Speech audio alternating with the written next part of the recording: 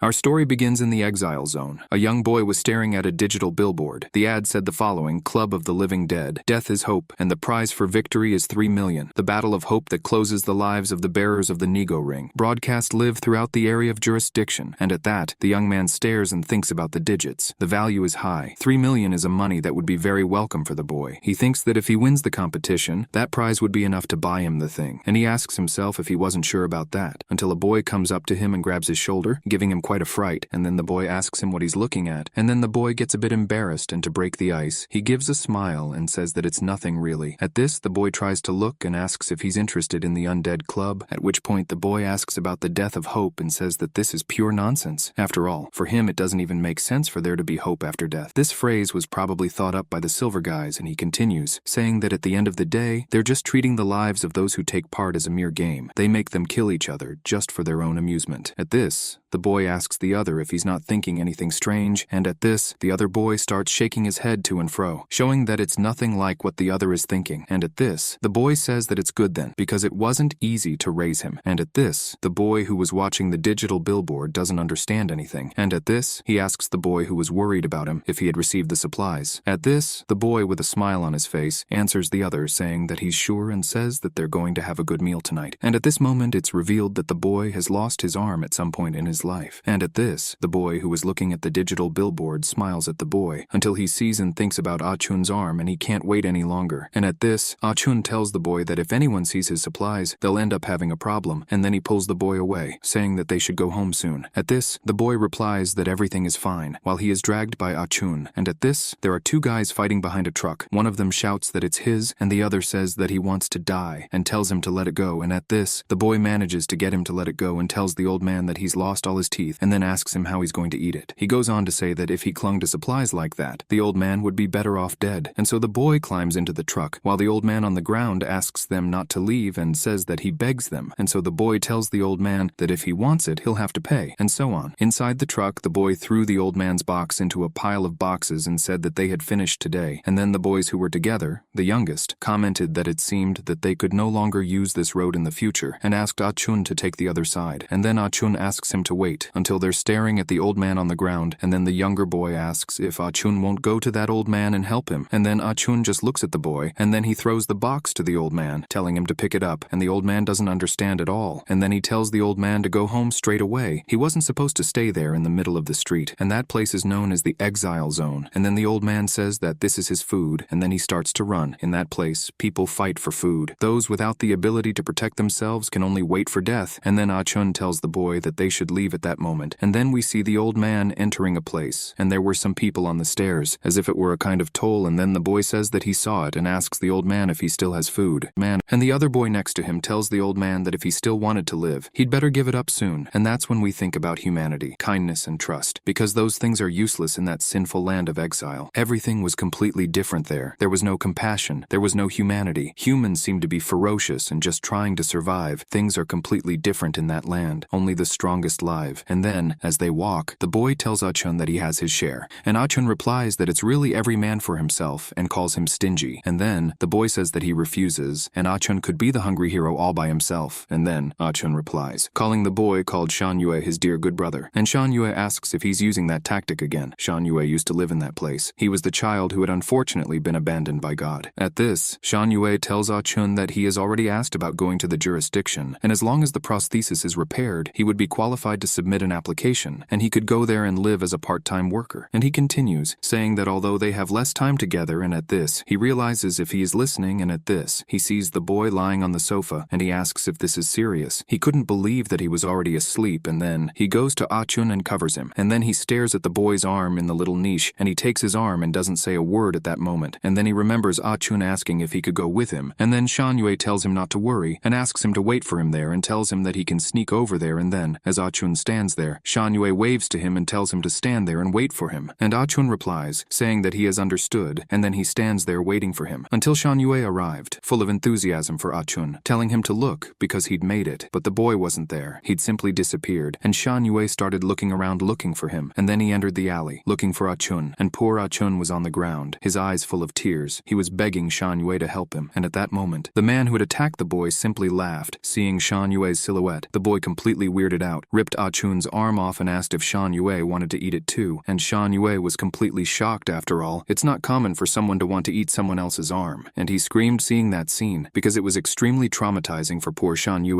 And if he hadn't left Ah-chun alone at that moment, he thinks that really, everything would be different. He blames himself for the fact that Ah-chun lost his arm, and to make matters worse, it was something common in that land. After all, people fought to survive, and so cannibalism ended up becoming something common. And in that, the boy at that moment was reflecting about it in silence, and in that, he put the boy's arm in place, telling Ah-chun to wait for him. Shan Yue thinks that this arm is what he owes Ah-chun, so he goes to the gate. He was on his way out and thinks he'll be back before dawn. He goes out and closes the gate, leaving Ah-chun there, sleeping on the sofa. Then the scene changes to a 10-second countdown. Shan Yue was fighting a guy who was holding a knife, and he was thinking with all the determination he had that he was definitely going to get that 3 million. All this time, the young man was plotting a way to get that money so that he could get Shan Yue a good prosthesis. Next, we see the Celestial City. This is a world of abilities under the dominion of the rings. In that place, there was the area of jurisdiction and the zone of exile. Each child must undergo an ability assessment at the age of 8, where they put on various sensors and even a helmet that enables an in-depth reading. Then, according to the results of the assessment, they wear a ring that records that individual's personal information and their corresponding abilities. The rings classify people into 5 levels. They are special class, gold, high class, silver, regular class, bronze, and lower class. Gray and the worst class is the evil class, black class. Then, the scene suddenly changes, where there are some men evaluating a bus next to him, and one of the boys looks at the guy and says that he has a good body and he could get on the bus, because he's next, until it's Shan Yue's turn and he gets a little apprehensive. One of the men passes a reader on the ring that he has, and suddenly, the system panel of that sensor shows an error when it sees the young protagonist, and at that, the protagonist doesn't understand anything. And at that, the boy asks his colleague next to him if this really is an error warning, and the boy confirms it, saying yes, and at that, the protagonist tries to explain himself, saying that this warning appears every time he picks up supplies for many years now, but it's not a problem. And then the 2 colleagues who were working at the time found it a bit suspicious, so the guy on the left asked the other if he'd ever had this problem before, and the other guy said he'd never heard of it, and it doesn't matter in the exile zone, but it's better to be careful when entering the area of jurisdiction, and the other guy on the left told them to try again, and the other co-worker didn't see a problem with it. Then they pass the reader back over the ring around Shan Yue's neck, and the boy starts shaking his head to and fro, as it looks like he's made a mistake again, until a guy in the queue, who was no longer patient, shouts at Shan Yue, calling him a guy with no name and asking him to leave soon, as there are still people behind. The protagonist doesn't give a damn about the man who was shouting at him. He doesn't say a word, until suddenly he's hit from behind with everything. The man tells Shan Yue that he's talking to him, calling him a bastard, and asks if he's pretending to be deaf, and at that, there are some men sitting on the ground, just watching the situation, and at that moment, the protagonist turns to the boy, and at that, the boy with a smile on his face and a completely psychopathic look asks what's wrong with Shan Yue and says that he's nothing more than just a little bastard. And at that, Shan Yue asks those 2 men to please scan him again, because he had to take part in this competition, and while he was talking to the 2 boys, the man tries to attack him again, but even out of his field of vision, as he had his back to the man, he manages to dodge, causing the man to fall to the ground with his legs spread as if he were a ballerina. And at that, everyone is completely perplexed by what has just happened. The boys who were scanning wondered if that boy really was normal. And then, a man in a brown jacket with a cigarette in his mouth was just watching the situation without saying a word, and then, the man who had accidentally taken a ballerina step on the floor was holding his hand where it hurt, and sweat was dripping down his forehead. He calls Shan Yue a damned brat, and it seems that he had underestimated the protagonist, and then, he takes out of his cloak a knife that was hidden behind his back, and at that, the 2 boys comment that the identity information has already been sent, and he could get on the bus first, and at that, Shan Yue thanks the 2 boys and gets on the bus. And after he had gone upstairs, the boys said to the man with the knife that he could kill the protagonist when they got to the battlefield, and it seemed that those men in the sweepers liked a bit of trouble, because he said it to the man with the knife with a smile on his face and to the man in the yellow shirt. He said that everything was fine, and at the same time, he thinks and wonders what that sweeper meant because he's just an ordinary person, not a silver. And at that moment, a boy outside who had been sent away was watching all this happen, quite indignant. He comments that it's a terrible sight because they left him out and chose that skinny monkey, referring to the protagonist, and he wonders if it's not more than obvious that he's stronger. And at that, the boy in green sitting on the floor comments to him that the competition needs to have strong and weak so that it can be interesting and the boy should think about it. A beautiful young man dying tragically on stage. It's absolute cinema, pure entertainment. For that boy, the audience was definitely going to increase, and he started to laugh thinking about the situation, and he couldn't wait to see the protagonist getting beaten up badly. And at that, the boy in the brown jacket who was sitting on the floor commented that it was because of idiots like them that people without skills were labeled as the evil class and left at the mercy of the skilled. Leaving them all thinking about it, that man in the brown jacket puts out his cigarette on the floor, and he tells them that they should be glad that they've been chosen, then they can breathe a bit more, and he calls them idiots, and a riot breaks out after he said that, with one boy asking what he's just said, and the other guy asking why he's being so arrogant, as he's also been eliminated. And then, the hairy man in the brown jacket says that he was actually just having a smoke there, and the boy tells him not to leave and to explain it properly, until they realize something. They find that hairy man in the brown jacket a bit familiar, and then the hairy boy asks if they still don't remember, and comments that he seems to have won a few competitions. At that, he asks how he is now, fixing his hair, and at that moment everyone is stunned, their eyes wide, because they are witnessing right before their eyes the man who is the record holder for 8 consecutive victories in the undead club, Qintian. He is 40 years old, and at that, one of the 2 boys from the sweep says that Qintian shouldn't miss that bus again. He should get on right away, and Qintian just says yes, and walks towards the bus to get on. And then he gets on the bus and starts walking around inside the vehicle. The sacredness of life degraded. That's a one-way bus, and you can't escape the fate of death. Then the scene changes to the jurisdiction and library area of the system. And at that moment, a man was typing on the computer keyboard. He saw something that caught his eye, and with a smile on his face, he says to himself that those eyes are exactly like hers. He sees the protagonist's details, Shan Yue, 18 years old, and his address, and at that he wonders if maybe that's the son of God. And at that moment, the protagonist inside the bus circling around thinks that as long as he gets back before dawn, Ah-chun won't notice, otherwise he'll get beaten up again. He soon imagines Ah-chun getting very angry, holding a baseball bat and asking him where he was, and the protagonist thinks that he would definitely get beaten up. He feels that he couldn't just leave the boy alone like that, but it was for the greater good that he was doing it. Until suddenly, he looks at the reflection in the glass and sees the guy who had attacked him earlier, about to attack him again with a knife. But before the man can hit him, he simply presses the button to adjust the support of the bus seat, causing his foot to hit that man with everything. And the knife ends up flying into the ceiling, and the protagonist says that the man wants to fight there, and the people sit there just watching what is happening at that moment. If you've enjoyed the video so far, and you're not subscribed to the channel, please subscribe, as this way you won't miss out on the updates. And if you haven't left your like yet, please leave your like, as it helps a lot. And if you want to help the channel in a deeper way, and it makes sense to you, become a member of the channel. Members have the right to watch the videos without interruptions. And then Qintian just watches, and the man with the psycho face tells the protagonist that this is great. If he doesn't resist, it won't be fun, and that the protagonist should let him teach him a lesson before the competition. And then Shan Yue thinks that this is too bad, because he couldn't just waste a lot of energy there. He needed to be prepared for what was to come in the competition. He needs to finish that fight quickly, otherwise he won't be able to deal with the other guys afterwards. And then he thinks that it would also be a problem if he showed his strength. He would end up being discovered. He would be considered a target for everyone. And then he thinks, and at the same time wonders what he should do. And then the man says that he is going to kill Shan Yue, but Qintian gets up and attacks the man. And at that moment, the protagonist doesn't understand anything. And then the bus driver thanks Qintian, saying that he's done a good job, because before they reach their destination, he asks everyone to keep the peace. And then Qintian tells the driver to leave the task to him, because the man won't wake up. And then the protagonist is completely stunned by that, thinking that with just one punch, he's knocked out the big guy. And then he thanks Qintian. And then he thinks that if he were to meet this guy in the same competition, he definitely wouldn't have a chance of winning. And then Qintian says that it's very naive of the protagonist to thank his opponent. But Qintian thinks that the protagonist is lucky, because he hasn't faced him yet, unless he wins today's competition. And the protagonist tries to explain, until suddenly, the knife that was stuck in the ceiling falls on Qintian's head, and the scene changes to the bus entering the tunnel, and then they pass to the other side, leaving the protagonist very surprised to see it. He was wide-eyed, seeing how brightly lit the place was. A completely different scene from the exile zone appeared in front of them. This is the place where life is known as high class, the area of jurisdiction. And then, the bus stopped right in front of a statue that had a scythe in one of its hands. The protagonist got off the bus and looked at the statue, and while he was having a good time, Qintian was carrying that man who had tried to pick a fight with the protagonist and was slapping him around a bit. And then the protagonist realized that he should hurry up, and he went inside the place and saw that well-decorated ring, and there was even a drone flying at the time, and lots of people were cheering, eager to see the fights. The protagonist was observing everything with great attention, observing every little detail around him. He had never been in a place like this, and the strange and disconcerting atmosphere only increased his feeling of discomfort. While he was concentrating on the people and the movement around him, his eyes were unwittingly drawn to a group of guards who were carrying some bodies. The black cloth covering the bodies left no doubt. These were competitors who had lost their lives during the fight. The protagonist, with a shudder of disgust, quickly realized the gravity of the situation and the brutal nature of that event. The employees, in their conversations in the background, commented on the fight, saying that it had been extremely bloody and that the environment was now filthy, almost unrecognizable from so much bloodshed. It was a competition where life and death were so intertwined that in the end, the competitors who didn't survive were discarded in an impersonal and cruel way. The guards, with an impassive countenance, opened the gate to a gloomy place, and with a sudden movement and devoid of any ceremony, threw the bodies into the darkness. Those who had risked and lost their lives in the competition were simply discarded, as if they were nothing more than a bunch of useless things to be thrown away. He stood there for a few moments, his eyes fixed on the darkness into which the bodies were thrown, and thought that this was a fate that could have been his too. Suddenly, the scene changed drastically. The darkness and violence were replaced by a totally different environment, now in an imposing place of the highest standard. The contrast was impressive, as if the protagonist had been transported to another world, far from the brutality he had just witnessed. A person in formal clothes and with a dignified posture called out to the young master, saying that the day of the prophecy had finally arrived. He indicated that the boy could leave now, suggesting that it was time for a new phase of his journey, something that seemed to be of the utmost importance. But before the protagonist could reflect on this any further, the scene changed again, and he found himself back at the competition site. He was watching the other competitors with an attentive eye, trying to analyze and understand each one of them. Among the competitors, he noticed that one of those who had tried to attack him earlier was now equipped with a sharp knife, probably a very effective weapon. There was also a man sitting, apparently relaxed, but with an English punch in his hand, ready to be used at any moment. Another boy was armed with small knives, and two other competitors were carrying batons and truncheons. The protagonist, observing each of them, realized that all of them were armed except him. He was number 4, and number 4, at that moment, seemed to be the least favored, as if he were marked by a lack of luck. The rules of the qualifier were clear. There were 7 competitors, but only 6 weapons available. The order in which the weapons would be chosen would be determined by the probability of victory, a probability predicted by the public. The competitor with the highest chance of winning would have the advantage of choosing the weapon first, while the competitor with the lowest chance would be forced to fight unarmed. The protagonist, understanding these rules, thought that this could be a relief for him, since no one would care much about someone who only had a 1.2% chance of winning and on top of that was unarmed. He thought that most of the competitors would probably focus more on who had a much higher chance of winning than him, ignoring him in favor of someone stronger and more prepared. But then, Qin Tiang, one of the competitors, stared at him, which made the protagonist uncomfortable. He couldn't understand exactly why Qin Tiang was looking at him like that. The protagonist, worried, knew that this competitor was very strong, someone with skills that would probably allow him to survive in the exile zone without any major problems. After a few moments of intense silence, Qin Tiang turned his back and walked away, which left the protagonist a little relieved, but also curious about the man's intentions. Soon after, a strange man approached the protagonist. He seemed to have a slightly eccentric personality, and, in a low voice, asked if the protagonist knew Qin Tiang. The protagonist,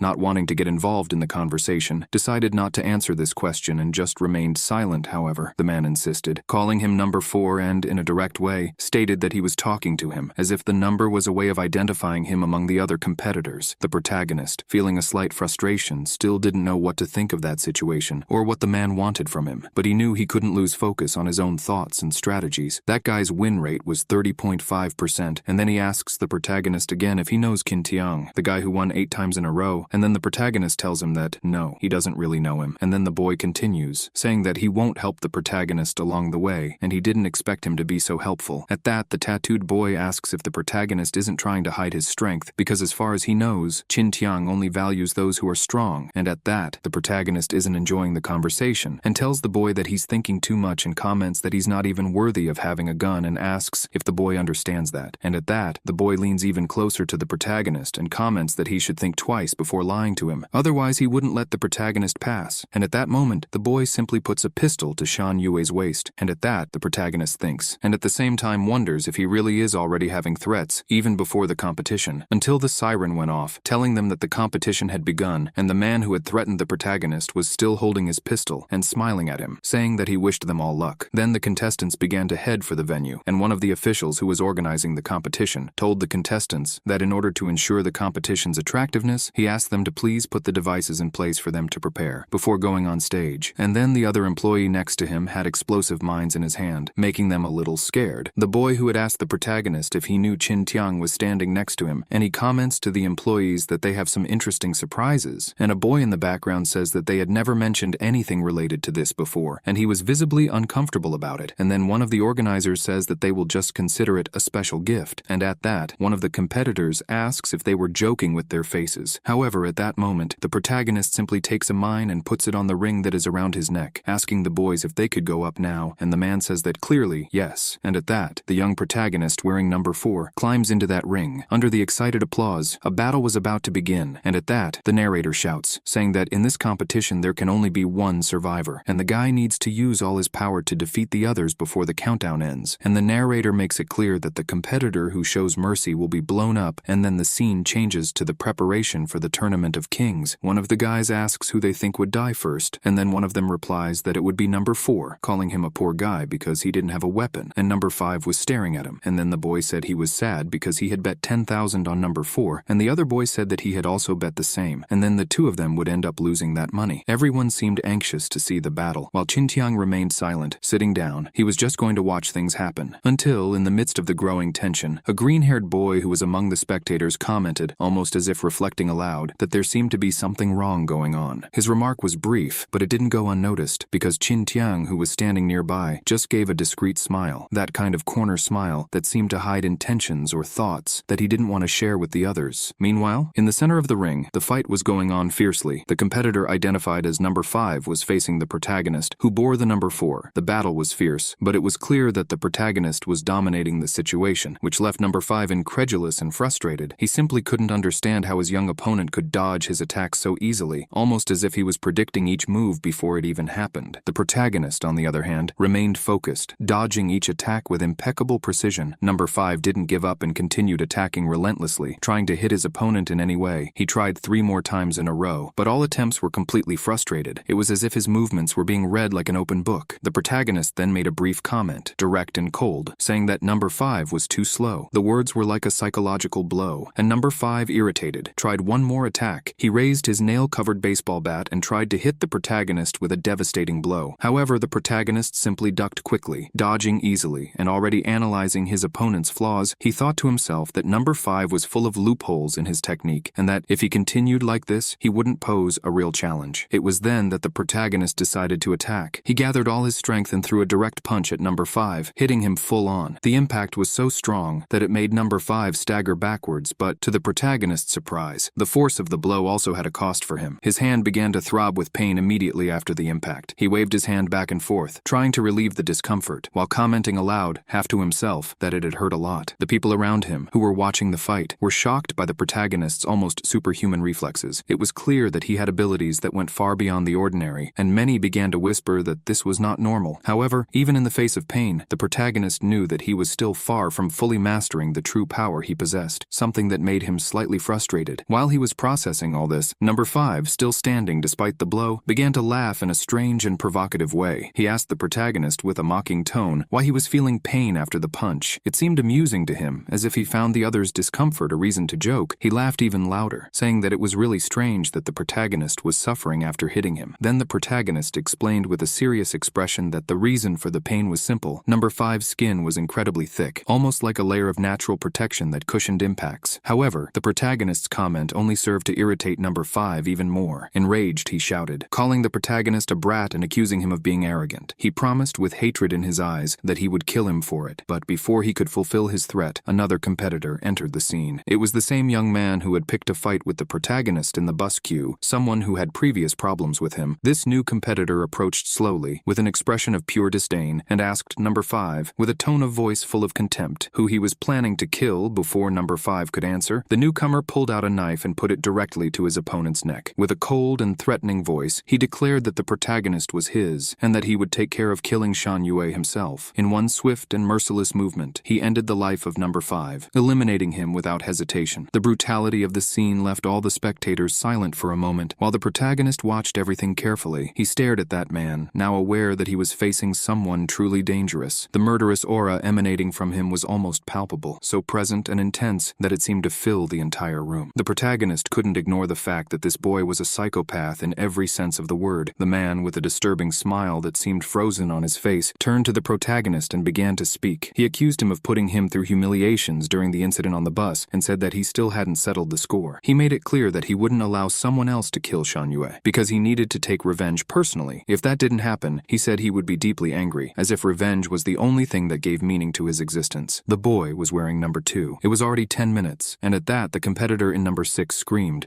completely desperate, saying that he doesn't want the prize and asked them to please let him out. He asked 2 officials who were outside to open the door and let him out, and at that, the employee simply presses the button, causing contestant number 6 to to explode at the same moment, and the contestant, seeing this happen right in front of him, starts shouting in despair at what had happened. And while some were desperate, the boy who had threatened the protagonist was very calm. He was a little upset at the fact that they had stolen his shine, and he stares at the boy who had been blown up, and then he punches the boy he was fighting and who was already down. Meanwhile, in the ring, the protagonist continued to deftly dodge each attack made by competitor number 2, who wielded a knife with increasing speed and precision. The blows were ferocious, and it was clear that number 2 had increased both his power and his speed, making him an even more dangerous opponent. The protagonist, however, noticing this change as he moved quickly to dodge each onslaught, he thought to himself that the competitor had really held back during the incident on the bus, hiding the true extent of his abilities. Now, however, he was unleashing everything he had, which made the situation extremely complicated. Continuously dodging, although it was the only immediate option to avoid being injured, was draining the protagonist's energy. He knew that if he just kept putting off a direct confrontation, he would end up exhausted and vulnerable. In the midst of this tension, his thoughts took him to Achun, someone who had been an important figure in his journey for survival. He wondered what Achun would do in that situation, and how he would face such a persistent and skilled enemy. Achun and he had trained together for a long time in the exile zone, a place where survival required constant vigilance and preparation. They had never relaxed, not even for a moment, because they knew that the slightest distraction could cost them their lives. The protagonist remembered something Achun had said during one of his training sessions. He had commented that Shan Yue was getting better and better. Before Achun could land a few blows during training, but now he could barely touch the protagonist. Shan Yue reflected on this while dodging number 2's attacks. He thought that his ability to read movements was indeed impressive, almost like that of an extremely skilled fighter. However, he also remembered Achun's crucial advice. During a particularly intense training session, Achun had pointed out to him and spoken with conviction that although his reflexes were exceptional, evasion alone would never be enough to guarantee victory. Achun says that attacking is the real key to winning, especially when in danger. These words echoed in Shan Yue's mind as he tried to keep control of the situation in the ring. Despite his stamina and ability to dodge, he was completely out of breath and was beginning to feel the signs of fatigue building up in his body. The memory of Achun smiling at him during training came to mind. Achun, with her encouraging and at the same time challenging smile, had said in an almost joking tone that they would train even harder from that moment on. On that occasion, Shan Yue, exhausted after hours of training, just wanted to rest, but Achun wouldn't leave him alone. Without warning, she advanced on him, asking if he was ready to start again. The protagonist clearly remembered saying that he would like to rest a bit, but it was as if his body was under a kind of curse, unable to refuse Achun's challenges. He had apologized, regretting that despite so much training, he still didn't feel that he was progressing as he should, after which Shan Yue went over to the sofa and sat down, visibly frustrated with himself. Achun, who had come over and sat down next to him, observed the boy carefully and commented that something really strange was happening. His reflexes and evasion are getting better and better, but his strength doesn't keep up with this progress. It's almost as if his ability to increase his strength is blocked. Achun continued, saying that, with Shan Yue's fighting style, even if the enemy died of old age, Shan Yue still wouldn't be able to defeat him just by dodging. This observation intrigued him because it was a contradiction for someone with such exceptional reflexes. The protagonist, however, didn't say a word. He just stared into the void, lost in thought. Achun then asked directly if Shan Yue thought that his lack of progress was somehow related to the mysterious woman he often dreamt about. He mentioned that enigmatic figure, a woman wearing a divine ring, something that seemed to occupy a significant space in the protagonist's dreams. Shan Yue replied evasively, almost defensively, saying that it was just a dream. He argued that he didn't see how something so distant and unreal could have any connection with his strength or his ability to fight. Despite his answer, there was something in his tone that indicated a hint of doubt, as if he himself wasn't sure how disconnected these two elements really were. While number 2 continued attacking in the present, Achun's words and memories seemed to mix with the reality of the fight, pushing Shan Yue to make a decision about how to face the challenge that lay ahead of him. And after the protagonist had said this, Achun told him not to worry, and not to get discouraged either. At least the enemies couldn't attack him, and if he encountered danger, he just needed to run fast. And at that, Shan Yue thanked Achun for his words of comfort. The protagonist spends his days hiding behind Achun, the one-armed man. He feels his own weakness and inadequacy, and he trains because he longs for it. He wants to get stronger, and he doesn't want to bow down to fate. He thinks he can't be a coward anymore, and he thinks that he can do it. And at that moment, the number 2 competitor is coming towards him, shouting for the protagonist to come to him, and then, when number 2 tries to attack him, he simply dodges. And then, he thinks that there are too many gaps, and then he has a chance, and when he tries to throw a punch, number 2 manages to hold his fist, and with a smile on his face, he asks the protagonist what those punches are because it looks like absorbent cotton, and then the protagonist thinks he's in trouble, and then number 2 asks what the protagonist is scratching, and then throws the protagonist up, and then he falls to the ground, rolling with everything, and number 2 laughs a lot at that situation, confusion, saying that it's all very ridiculous, and says that the protagonist is just a mouse who only knows how to hide, and then the protagonist gets up. And so, as the commotion in the ring continued, the people who were close to Qin Tiang began whispering among themselves, trying to understand what exactly was happening to that peculiar boy, Shan Yue. They watched the protagonist with eyes full of suspicion and curiosity, because for them, it was a real contradiction. He seemed to be weak at times, but at the same time showed impressive strength, something that simply didn't make sense. It was as if he were a living enigma, something that defied all expectations. Among the curious, someone commented that there was undoubtedly something hidden behind that behavior, something that no one could fully understand. While these conversations were taking place, the scene suddenly changed now. In a different place, there was a man walking calmly, but with a clear objective. He approached a large gate, his footsteps echoing across the cold ground, and began to knock on it, trying to attract the attention of those on the other side. With a voice laden with impatience, he asked if it was time to move on. "Can we go now?" he questioned, his firm voice cutting through the silence. After a moment's pause, he asked something that seemed to intrigue him even more. If that was Shan Yue, his words hung in the air, but before any answer was given, the scene changed again. Back in the ring, the atmosphere was one of pure chaos and tension. The competitor identified as number 3, who had previously threatened the protagonist, moved in a calculated manner. With a clear plan in mind, he held a microbomb and, without hesitation, threw it at a drone that was flying over the battlefield. The resulting explosion was deafening, illuminating the ring with an intense light and leaving everyone present in a state of shock. Shan Yue, watching everything, was completely perplexed. He couldn't believe what had just happened. Then number 3 pulled out a pistol and fired, taking advantage of the confusion caused by the explosion. The narrator, who was following the events, described the situation with enthusiasm, stating that number 3 had just committed an act of daring against the other participants, a prank that put him in the spotlight. The narrator continued to extol the competitor, saying that it was no wonder he had the highest win rate of all the participants that day. Meanwhile, number 2 stood with his hands on his face, clearly shaken by the explosion and the intensity of the events unfolding around him. The protagonist, for his part, was in the midst of his own thoughts, trying to process everything that was happening. He wondered what his next move should be, what would be the best way to act in such a chaotic situation. On the other side of the ring, number 3, visibly irritated, looked at Shan Yue with an expression of growing fury. He had taken aim at the protagonist during the confusion, but to his frustration, Shan Yue had managed to dodge the attack with a skill that baffled him. He couldn't understand how the boy had done it, and his mind was buzzing with questions. He wondered what that kid was, after all. He muttered to himself, calling Shan Yue a bastard with a tone full of spite. At that moment, Shan Yue put his hand to his face, as if trying to block out the world around him and find a moment of clarity in the midst of the chaos. Meanwhile, number 2, seized by an uncontrollable revolt, advanced furiously against number 3, saying that he is going to kill him. Full of determination, with a sudden movement he managed to hit number 3's hand, causing the pistol he was holding to slip out and fall to the ground, next to the protagonist. The fight between the two quickly escalated into a brutal and merciless battle. The two competitors began to roll around on the ground, each trying to gain the upper hand over the other. At one point, number 2 had the opportunity to use a knife against number 3, but in a skillful twist, number 3 managed to knock him down and position himself on top of him. With brutal force, he began to press the hand of number 2, who was still holding the knife, forcing it against his opponent's own body. Number 2, now in absolute despair, his eyes wide with fear, shouted in Shan Yue's direction, talking about the gun and asking him to take it. He cried out, his voice filled with panic, asking the protagonist to shoot him, and it was to shoot him now. Shan Yue, however, remained motionless. Without showing any visible reaction, he was silent, observing the scene with an expression that seemed unshakable, even in the face of the intensity of the moment. Number 2, seeing that the protagonist wasn't moving, and that his own situation was becoming more and more desperate, began to tremble violently. He tried to negotiate, his voice full of pleading and desperation. He said that it felt good, breathing hard and continuing to say that if the protagonist saved him now, he would promise to let him win, his words echoing in the air. But Shan Yue remained inert, like an impenetrable figure in the midst of the chaos. Number 2 says that the money would all be Shan Yue's, it's 3 million, and he would leave all that money to the protagonist. And then number 3 says that competitor number 2 is an idiot, and then introduces the knife into him, making the boy scream a lot at that moment, and he starts coughing, rolling his eyes because Mistress Death was going to pick him up, and then number 3 gets up, completely disgusted, saying that a terrible mess has suddenly happened. And randomly, as if nothing had happened at that moment, he smiles and in a psychopathic way, calls the next man as if it were a service or something. He was being quite ironic with the protagonist, making jokes at an inconvenient moment, until he waits a while and suddenly he is shot in the head. It wasn't Shan Yue but another boy, who was saying that there were 3 million and that the money was all his. The boy who had shot him had a completely psychopathic look on his face. Number 3 fell right next to number 2, and then the scene changed to a boy in a suit who was walking down the street. He saw the number 1 competitor killing number 3 with one shot, and then he starts emitting lightning from his hands, telling the black ring that that he couldn't die at that moment, and then he simply makes the light bulb of a lamppost explode, but not just a light bulb, but everything that continues energy in that place was being destroyed. The traffic lights and digital billboards were also exploding. The people in the street were completely confused witnessing this, wondering what is going on. They were wondering if the light had gone out. Inside a house, the son was asking his father for another bowl, and the father was desperate, saying that his head was bleeding because there was a shard of glass stuck in it, because the light bulb had exploded and various parts of the city were starting to explode too. Everything that contained energy had exploded, thanks to that man in the suit, who at that moment was smiling, knowing that he was causing all that damage to the entire population. And then the scene changes to the ring. Shan Yue tells competitor number 1 that he wouldn't let him keep the 3 million, and number 1 doesn't understand and replies, saying that now it's just the 2 of them left in the ring, and he'd like to remind the protagonist that he's the one holding the pistol, and he asks the protagonist what he'd do with his hands empty, and the protagonist thinks that in his current state, he doesn't seem to have much chance, but it's not time to give up yet. And then Shan Yue starts to get up, and then the narrator says that number 4 is still dragging his feet, and then the drone is recording all the time, and then the protagonist thinks that after so much effort so far, Ah-chun was waiting for him to come back, and then competitor number 1 tells the protagonist that the game is over, and then the narrator shouts for number 1 to hurry up and finish off number 4, and at that very moment, number 1 pulled the trigger, firing a bullet from that pistol, and at that, Shan Yue's eyes were closed, and he thought he felt the bullet approaching. The heat mixed with the smell of rust, and then he opened his eye, which was a completely different color, and even emitted a beam of light, and at that he simply dodged the bullet, as if it were anything. He thinks it's something really slow, and at that, the narrator shouts, asking what number 1 thinks he's doing, and also asks if he's blind, because he's so close to Shan Yue, and yet he's managed to miss the shot, and at that, number 1 is completely shocked, his eyes completely wide, and then he asks number 4, the protagonist, how he dodged the bullet, and also asks if he really is the Black Ring. At this, Shan Yue simply doesn't answer the boy's questions, and number 1 drops his pistol. He comments that it's not possible, as they're both lower class, and at this, Shan Yue thinks his head is spinning, but he can't give up now, as he's come too far, and so he has to hold on, and at this, number 1 in desperation starts to advance towards Shan Yue and shouts for the protagonist to die. He shouts several times, knife in hand, and then he tries to hit the protagonist with a blow, but he simply dodges the boy's attack, and at the same time, he thinks that with his strength he simply can't compete. But number 1 isn't strong, and suddenly, he punches number 1 right in the jaw, and he thinks that if he's fast enough, he could win, and then he quickly grabs the boy's hand, and then takes the knife from him, until just as he was about to hit the boy in the neck with the knife, he waits a while and feels that a terrifying force is coming to that place, and then he looks at the countdown. Qin Tiang was just sitting there watching, and a boy commented that there was no more time, and he wondered why the protagonist wasn't moving, and Qin Tiang wondered about the protagonist, referring to him as the boy with pink hair. The game was about to end, and suddenly, the light simply went out. People were watching and didn't understand, wondering if there was a lack of light, and Qin Tiang was a little worried at that moment. He thought it wasn't a normal lack of light. He felt a presence coming from the corridor. He knew that lack of light was coming from a skill user, and at that, the bomb simply left Shan Yue's ring, and he doesn't understand, thinking and asking at the same time if the bomb had fallen, and then number 1 starts taking deep breaths, saying several times that he's finally saved, and then the protagonist thinks that now isn't the time to relax, and there's someone approaching, and then one of the employees calls the protagonist and number 1, saying that they've had a power problem and the game has been paused. The subordinate asks the 2 of them to go back to the preparation room and wait for the instructions, and at that, number 1 walks with Shan Yue by his side and asks if they had won after so much effort, and asks about the money. He wanted to know who it would go to, because he almost died, and at that, he also asks if they couldn't split the prize. It's 1,500,000 for each, and that's fine. And at that moment, the official with a flashlight guiding the 2 says that the distribution of the prizes will be decided by the superiors, and they will be informed. Until suddenly, the protagonist feels something that makes him alert and wide-eyed. It was the man in the mysterious suit, who had simply caused a blackout in the whole city. He tells Shan Yue that he had caused a terrible mess and refers to him as the Black Ring, and the protagonist doesn't understand anything at that moment. And then he asks the protagonist if he isn't going to thank the person who had saved him. At this, the protagonist doesn't understand, wondering what he meant by saving him. And at this, the protagonist asks why he saved him and simply falls to the ground. He had fainted, and the man in the mysterious suit says that Shan Yue is weak. And at this, the subordinate asks the staff to please leave in an orderly fashion to the right. And at this, the man in the mysterious suit, who is a skill user, carries the protagonist. And the subordinate had only realized this at that moment, and seeing the man carrying competitor number 4, he caught his eye and asked him who he was and asked him to let the boy go, because the competitors can't leave the club, and he got no response from the man in the suit, who completely ignored him, and the subordinate grabbed the man's shoulder, asked him if he was deaf, and said that the competitor was the property of their club. And then, the boy simply raises his arm, and his strength is so great that he buries the subordinate in the wall, with several sparks of lightning coming out of him. And then, he says that the protagonist is no longer the property of the club, and continues walking, and then, Qintiang continues with his arms crossed, and the green-haired boy asks Qintiang what he's thinking. And then, Qintiang answers the boy, saying that things are going to change, leaving the green-haired boy with doubts, and at the same time, Qintiang thinks that maybe that boy with pink hair is the key to changing the world, and he hopes very much that they will meet again. And then, the scene changes, and in it, a white SUV passes by a street, and some thieves in the alley were waiting for a good opportunity to appear to them, and in it, the boy calls the other, with a black mask on his face. He comments that that car looks perfect for them to steal, and he believes it's the famous beginner's luck. And at that, who was inside was the man in the suit and the protagonist. He drove and thought that, with this injury, he wonders how much longer Shan Yue will be unconscious, and at that, he makes purple rays go out everywhere in the car, giving those thieves who were approaching a fright. The protagonist feels the electricity and doesn't understand. He thinks it's strange, smelling a barbecue, and he's in shock, seeing the boy next to him, saying that he's finally woken up, and Shan Yue thinks it's him, the guy who caused all the chaos in the club, and he asks the man in the suit who he is and why he brought him there. And then he thinks that the man in the mysterious suit is a skill user, and the pressure is so great that he can't move, and the protagonist believes that that man must be a high-level skill user, or even superior. And then he remembers the moment when the man asked him if he wouldn't thank the person who had saved his life, and then he thinks, and at the same time wonders why a skill user would save him. And at that, he thinks he's seen it with his own eyes, that world that plays and stomps on the life of the Black Rings, although he has a lot of questions. More than that damn curiosity, he'd better not mess with a skill user, and so, he goes to open the car door, and at that, while he was trying to open it, the man in the suit says that his name is Liu Chuan, leaving him wondering about his name. The Liu family is third in the ranking. The Liu family is one of the 8 great families, the third largest family of all. At this, the protagonist thinks that this means that the ring around his neck could only be gold,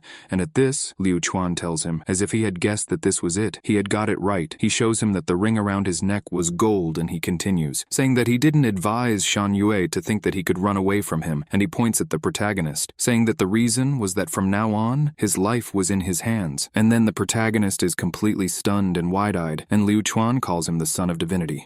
They say that above the golden level, there is an even higher level. This level is the divine level. A person at the divine level can beat hundreds of people at the golden level. It is an existence that is infinitely close to a true god. And at this, inside the car, the boy comments that he has heard this story and he remembers well that the name of the level of the gods is Liu Song. And at this, Liu Chuan says that Liu Songting is his great-grandfather, leaving the protagonist at that moment completely confused. With wide eyes and an astonished countenance, he thinks that the son of divinity would be something like Liu Songting's son, and that Songting's son would be Liu Chuan's grandfather. Shan Yue is shocked, and asks if this means that he is Liu Chuan's grandfather, and the young man tells the protagonist that he was looking for death, and goes on to say that what he had heard about the legend of the divine level is not correct, leaving the poor protagonist confused. And at that, the boy makes the number 3 with his hands and tells Shan Yue that there are 3 people. Since the first skill user appeared, only 3 people have reached the divine level, and he explains that it had been his great-grandfather, Liu Songting, Mrs. Wu Yue, who controls the skills of foresight and immortality, and a man who disappeared shortly after being confirmed as divine level. At this, the boy points to Shan Yue, saying that the protagonist is the son of Lady Wu Yue, the user of the abilities of foresight and immortality. And at this, the boy goes wide-eyed and asks Liu Chuan if he isn't a lower level. He's not of a lower level, and asks the boy not to deceive him. At the same time, he thinks it's an absurd story about the son of a deity, until he waits a while and realizes something. About those dreams, he wonders if perhaps the woman he sees in the dream is his mother. And then Liu Chuan tells the protagonist that he knows Shan Yue has a lot of questions and he'll explain everything slowly. Now the most important thing would be to guarantee the young protagonist's safety, and the boy makes it clear that his face has already been broadcast everywhere and will soon reach the domain of the higher beings, and it won't be long before people show up wanting to kill the young protagonist. And Liu Chuan also makes it clear that a new war is about to begin, so they continue driving around the city in that SUV, and while the protagonist keeps his head leaning against the car, Liu Chuan thinks, and at the same time wonders if it's difficult to accept reality. So he asks the protagonist why he's risking taking part in the elimination tournament, and also says that he should have a clear idea of the skills he possesses. All Liu Chuan is trying to do at that moment is break the silence, and Shan Yue answers him, saying that the reason is that he needs money, and Liu Chuan asks what he means by money, and at that moment, the protagonist tells the boy to pull the car over, which leaves Liu Chuan not understanding anything, and they pull over, and the man says that it's the protagonist again, and asks if this time he had brought the money, and the protagonist says yes. Liu Chuan didn't understand, with a tone of doubt watching everything, and then Liu Chuan watched the protagonist looking at him and asked why he was staring at him, and then he asked Shan Yue if he was money to him, and yes, Shan Yue thought so. And then the protagonist asked him if he hadn't told him that he was important to the boy. The protagonist was using classic emotional blackmail with Liu Chuan, and then Liu Chuan asks the man in the mohawk to do his best for the protagonist, and the man in the mohawk is completely smiling at that moment. And then the protagonist explains to Liu Chuan that he has a friend who grew up with him in exile, and his name is Achun. He explains that Achun is of a lower level. Originally, he wouldn't need to be in exile, but because he is there, he uses the excuse of his bad arm not to leave. He wanted to win the competition in order to buy himself a new arm so that Achun could move around normally and get a good job in the area. He explained everything to Liu Chuan, and the man with the mohawk told the protagonist that everything was all right. At the same time, Liu Chuan thought that the boy should know that the competition he had entered will change the fate of many people, and as they leave the venue, the protagonist is holding a black box, and Liu Chuan comments to him that he needs to remind Shan Yue that anyone who gets close to him could become their target, and if he cares about Achun, he should get away as soon as possible. And at that moment, Shan Yue asked him to let the protagonist go to Achun and explain the situation to him. Then they could decide what they were going to do, but he was completely apprehensive at that moment, and he made it clear to Liu Chuan that he had a lot of questions to ask him, and at that, they went to where Achun was. After arriving, Liu Chuan told the protagonist that he was going to stay in the car, and at that moment, Shan Yue got out of the car with that black box in his hands. There was a bird at the top that kept watching everything, and the protagonist, coming close to the gate, thinks that with that face, Achun is going to be very angry when he sees him, but in the end, he thinks it's worth a scolding, and he starts to refuse, saying that now he doesn't need to worry about scolding. He needs to tell him about the higher level and his identity, and he wonders how Achun will react. And with a smile, he also thinks that he can't wait to see his dear friend's reaction, and at that, he calls Achun, telling him to wake up, asking him to look at what he had brought, and that also Achun would never guess. He enters the place, and he realizes that the boy's prosthesis was on the floor, dirty with blood, and at that moment, he becomes completely worried, until a person said that he had finally arrived, as he had been waiting a long time, and said the protagonist's name, Shan Yue, and the man went on to say that if he hadn't seen it with his own eyes, he simply wouldn't have believed it, and the protagonist became completely apprehensive, his eyes wide with doubt. He didn't understand a word the man was saying, and the man goes on to say that hiding in that place where skill users don't tread was a really good idea in his opinion, and at that, the man with a smile on his face and snapping his fingers says that it's an honor to meet the son of divinity, and at that, poor Achung was propping his foot up on the sofa, and there was blood everywhere in that house. The protagonist, seeing his dear friend on the ground, practically a brother, seeing him in that state made him despair. His eyes completely wide, he shouted Achun's name, and with a smile on his face, the man, not caring what he was causing the young protagonist, said that he was the first to find Shan Yue, and then he thought he was the closest person to a god, and the boy broke out in a cold sweat. He lets the black box fall out of his hands, and then he starts screaming, and the man doesn't understand a thing until he understands the reason for the boy's agony, saying that it's because of Achun, who is on the ground, referring to him as a mere person, and then he asks the protagonist if Achun is an acquaintance of his. The protagonist simply ignores the man's question completely, running desperately towards Achun, and then he asks the boy to wake up, and at that moment, the completely psychopathic man, observing everything, ironically asks the protagonist if he's really crying and asks again if he's crying because of some low-level trash. He was referring to the protagonist's friend, and while he was saying that, poor Shan Yue was in tears and wide-eyed, and then the man says that Shan Yue is a failure, and then he asks the protagonist if he thinks he's worthy of being the son of the deity, and then he punches Shan Yue in the stomach, saying that he's really disappointed. The punch is so strong that the young boy flies until he hits the wall and falls to the ground with everything. The impact was so strong that it left the wall completely broken, and at that moment, the boy uses a skill in which his hand glows, and suddenly the boy was in his hands as if it were telekinesis. And then the man says that he didn't look for the wrong person, and asks if the protagonist is really that weak. Shan Yue thinks that he could easily have dodged it, and with his eyes welling up with tears, he says that none of it makes sense anymore. He remembers Achun when he met his friend. He was a young boy, and nothing makes sense anymore. Why can't he accept that? He wonders why he didn't die in Achun's place. And at that moment, the man was still holding Shan Yue's neck, making him cough a lot, and at that, while the tears were falling, suddenly, the protagonist was out of that boy's hands. There was a door behind him, and he was wondering where he was, until he got closer and closer to the doorway, and at that, a hand simply pulled the boy, telling him to get out of the way. It was as if he was doing it himself, making him scared. He didn't understand anything, and simply started to fall after entering that door, and at that, the version of him who had very dark eyes saw him falling and called him a coward, and at that moment, the protagonist didn't understand anything, and suddenly, that door was closed, and then, the protagonist takes that man's hand and makes him fly away, and at that moment, he starts to breathe. Things have changed completely. It was as if the protagonist had given his body to someone someone else to take his place, and then Shan Yue starts to walk, going over to that man who was on the ground, all bruised up. With a lot of blood on his head, he looks at his arm and thinks that his arm is broken and begins to regret this, at which point the protagonist comes up to him, his eyes blue while the man is still on the ground, at which point the man says that he didn't do it on purpose and asks the protagonist to let him go, at which point he wonders what is going on. He looks at Shan Yue, whose eyes are a gloomy color, and thinks that the protagonist's aura is completely different from before, and then, as he holds his own arm, he tells the protagonist that he knows he made a mistake, and at that moment, the protagonist's energy begins to cease, and at that, the man wonders how this could be happening, and tells the protagonist to go pick up some dust. With his good arm, he prepares a skill with a magical color and throws his hand towards the protagonist, who stands still without moving a finger, and at that moment, the man starts to tremble and thinks that his hand was simply acting on its own, and suddenly, the protagonist starts to get that blue energy exuding from his body, and all the things around him start to levitate, and at that, the man realizes that this is telekinesis, and suddenly, the protagonist grabs that man with everything and throws him, making him hit the wall with everything, and at that moment, the man begins to regret that this is happening, and at that moment, the protagonist begins to move things and throw them at the man, who desperately tries to dodge, and at the same time, he thinks that he had underestimated Shan Yue because he was wearing the black ring, and at that, completely bruised and with blood in his mouth, he calls the protagonist a bastard, and at the same time, he thinks that he should have finished Shan Yue off at once when he saw him, instead of chatting, and then he stops to think and realizes that telekinesis has a range limit, and he just needs to keep his distance from the protagonist, and so he starts desperately. He thinks that when he's outside, in an open space, the protagonist won't be able to catch him, but to that man's misfortune, Liu Chuan was there, right in front of him, and so Liu Chuan comments to that man that he had made a bit of a mess there, and now he wanted to get out and asks him if that's right. He looks at the ring around Liu Chuan's neck and gets wide-eyed, thinking that that mark on Liu Chuan's face, and the golden ring, he's identified the boy, saying that it's Liu Chuan, and he thinks it's over for him, and then Shan Yue grabs the man's neck and he screams that this can't be happening to him, and then he starts wailing, while the protagonist keeps squeezing him. He starts hitting the boy's hands in a desperate attempt to get him to let go, but it's no use, and then they drop him, lifeless, to the ground. The protagonist, visibly angry, kicks the man for what he had done to his friend, and at that moment he starts laughing, and then Liu Chuan asks the protagonist what had happened and if he was going to attack him too, and suddenly, the protagonist just falls to the ground, fainting like he did a little while ago, and Liu Chuan comments that this is a bit different from the prophesied savior, at least that's what he thinks, and at that, the boy leaves him where he lives with Achun, until, suddenly, the boy wakes up, completely desperate, screaming for Achun and wide-eyed, and then, he looks at Liu Chuan, who was smoking a cigarette, and asks if he has woken up, and then Shan Yue tries to get up, but he's shaking too much and has to lean on the bed. He sees his friend completely injured, and he hugs Achun and ends up falling. Liu Chuan is smoking his cigarette, without saying a word, and at that moment, the young protagonist gets up and then begins to carry Achun. After arriving at the right place, he opens a grave and buries the body of his friend, who ended up losing his life quite young. He stares at his friend for a moment, unable to believe what has just happened. He picks up some earth with his hands together and begins to throw it over the boy's body, and after he has sadly buried his dear friend, he puts up a cross that he had improvised at that moment, and then he stares at the grave for a long time, at which point someone asks the protagonist how long he is going to keep his face shut like this, and then smiling, the boy told him to lift his spirits. Ah Chuen was right in front of him, but in fact it was just an illusion. The protagonist was sobbing at having lost his friend, and then Liu Chuan was inside his SUV, and then the protagonist approached him and started tapping on his window, trying to get Liu Chuan's attention, and then the protagonist clenched his eyes shut. He hadn't slept, he had huge dark circles under his eyes at that moment, and then Liu Chuan thought the boy was crying like that. Shan Yue, his voice echoing through the window of the SUV being driven by Liu Chuan, was commenting on the death of his dear friend Ah Chun. He was saying that the cause of Ah Chun's death was directly related to his identity, as if that was the determining factor in everything that had happened. Liu Chuan, for his part, did not express any disagreement with the protagonist's words. In fact, he confirmed without hesitation that this was right. Liu Chuan then said that he wouldn't try to console Shan Yue at that moment, because Ah Chun's death was indeed a consequence of the identity he possessed, and that was an unquestionable fact. He saw no point in trying to change that reality. However, Liu Chuan still went on to say that, despite this, there was something else to consider. Ah Chun's fate, like anyone else's, is not something that can simply be chosen or molded to someone's will. It wasn't something that could be controlled by one person, as if it were a simple whim, and at that moment, Liu Chuan warned the protagonist that it wasn't time to be consumed by guilt. There was a destiny that was beyond what they could decide. But it wasn't a guilt that needed to be carried. Liu Chuan, with immense seriousness, continued, saying that, in the future, something similar could happen again, because destiny isn't restricted to a single opportunity. Things happen, and what happened to Ah Chun could unfortunately be repeated with anyone else, or even with themselves, and it was then that Liu Chuan, with a coldness that seemed to cut through the air, declared that if Shan Yue wanted nothing of the kind to happen again, he must become stronger. He must fight to change the course of his destiny, not just his own, but also the destiny of everyone around him, because their future also depended on the strength he was able to develop. The boy, who was listening to everything in silence outside the vehicle, felt every word like a weight on his heart. Liu Chuan was right. The only way to prevent the tragedy from repeating itself was to become stronger, and that meant he had to learn to deal with the power that was in his hands and in the hands of those around him. After leaving these words echoing in the room, Liu Chuan asked Shan Yue to get in the car. It was time to move on, to leave that place behind. The protagonist, with a closed expression and a squeezed heart, opened the door of the SUV and, looking back, was overwhelmed by a sense of loss and pain. He saw, in his mind, the image of his childhood, remembering the times when he used to play happily with Achun, his dear friend, the one who had been cruelly and unfairly torn from his life, precisely because of the identity he possessed. The vision was clear, as if he were seeing a scene from his life that, in his mind, would never fade away. He saw in his memories both his childhood version and Achun's, both waving to him in farewell, as if they were still there, as if that moment of joy was something he could relive. The feeling of loss at that moment was so strong that it seemed to crush his chest, yet he knew he couldn't just stand there, stuck in that moment of pain. With a deep sigh, the young protagonist turned around and got into the car. Inside his mind, the words he couldn't say flowed like a silent goodbye to Ah-chun, his friend, his brother. He knew that this farewell was final, that he would never have the chance to see him again, and this caused him immense pain, something that seemed to tear his soul apart. However, he also felt something different, as if the weight of the moment was transforming something inside him. He suddenly felt as if he was no longer alone in that body, as if someone was taking over his mind, as if it were a strange and powerful presence. He remembered the moment when the man responsible for Ah-chun's death attacked him, with a power so great that even the elders with special abilities feared it. The protagonist at that moment could only watch helplessly, unable to do anything to stop what was happening. The man who had killed his friend was not just a criminal, but someone who possessed incomparable strength, someone whose presence seemed to threaten the lives of everyone around him. The protagonist, tormented by the memory of that attack, thought, perhaps for the first time, that if he had been that individual, if he had been the person capable of fighting that man, perhaps Ah-chun would still be alive.